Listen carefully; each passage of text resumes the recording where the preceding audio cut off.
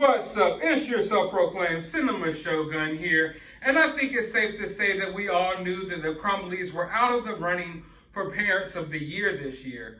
But it was unclear exactly how bad their parenting actually was. I mean, we knew they made bad decisions, of course, obviously. But sometimes parents make bad decisions, but they still love their kids. I mean, sometimes parents love their kids so much that they overspoil them and they become spoiled, rotten little demons. But the reality is, we didn't have too much information as to what type of parents the Crumbleys were, other than the few examples that we got, which all pointed towards the fact that they probably weren't the best parents. Let's just put it like that. But now one of their neighbors has stepped forward with a little more information about the Crumbleys and their parenting skills, I guess you could say.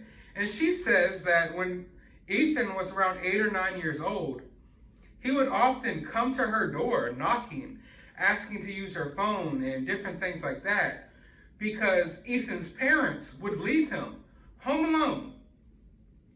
At the age of 8 or 9, they would leave him all night long and go out and party and bar hop, while their 8-year-old son was at home by himself without a phone or any form of communication with his parents. So that tells you they didn't give a damn what happened while they were gone.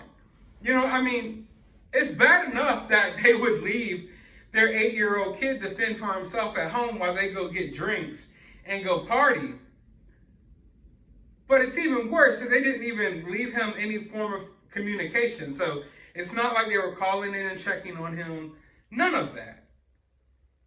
It was just blatantly obvious that they didn't care. She goes on to say that she actually alerted CPS about this, and they did nothing.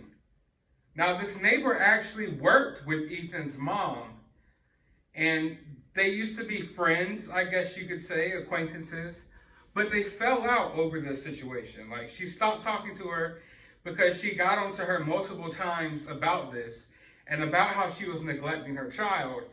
And Jennifer Crumbly would always just brush it off and say that Ethan was fine. Well, I mean, I don't think Ethan was fine. You know, a lot of the reason why he did what he did was maybe he was just trying to reach out for some type of attention. He was a kid who had YouTube videos, you know, he had going back to when he was younger, you know, and maybe he was just reaching out for an audience. He just wanted someone to care or pay attention to him, and his parents didn't. There were so many signs, like reaching out for help, they never paid attention. Even in his drawing that he drew that day that he actually pulled out this event, what happened at that school, he had drawings saying that his life was meaningless and things like that. Now, I'm not a parent yet. I don't have any kids yet. But I know a lot of you all, most of you all watching this video right now do. And I know that being a parent has different roles, and it's a complex job that never really ends. But one of the, how can I put this?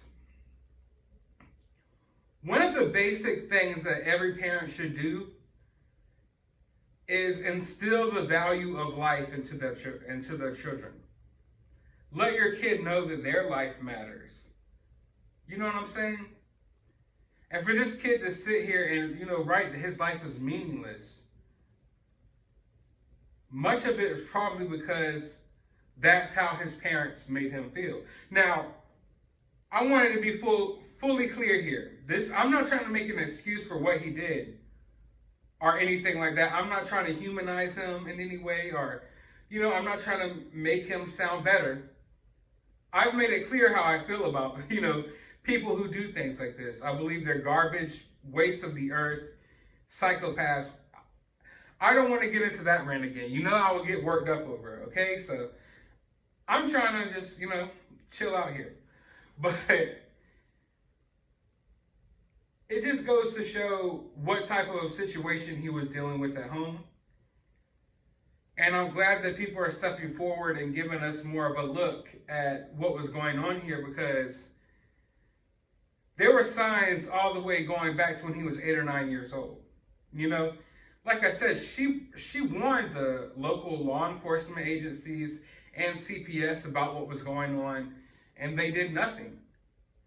Maybe if they were to act, would have done something way back then, 5 or 6 years ago, maybe what Ethan did wouldn't have happened.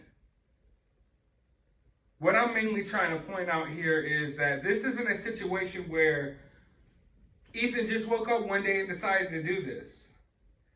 This is a situation where there was years and years and years of neglect, years of signs, years of him reaching out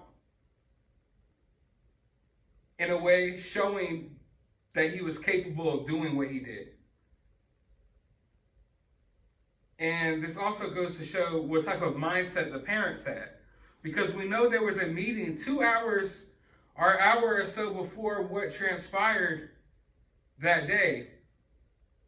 Ethan's parents were brought into the school for a meeting about some of the pictures and stuff that he was drawing. And the parents didn't want to take him home that day. Now, any normal parent would have definitely wanted to take their kid home. But they didn't want to take their kid home because they wanted to party, maybe sniff a little something, do something. Drink a little bit, who knows? But they didn't want to take the responsibility of looking after their kid for a couple of extra hours that day. Literally, you could have took your kid out of school that day, got him into some therapy. But they didn't want to take the time to do that because they were more concerned about their lifestyle and the type of things they like to do. But as everything transpires, more and more information will come out about the Crumbleys, and it's looking like these are some of the worst example of parenting that you can get. And I can't wait to see how this trial plays out, but I want to know how you guys feel about this down in the comments below. While you're down there, hit that thumbs up button, hit that subscribe button, ring that notification bell, share this video with a friend. Go to the description of this video. I'll have a link to my CashApp if you would kindly like to support the channel. I'll have a link to my other YouTube channel. You can go subscribe over there, and a link to my Twitter. You can follow me over there as well. But as always, find some time out of your day to go watch a movie.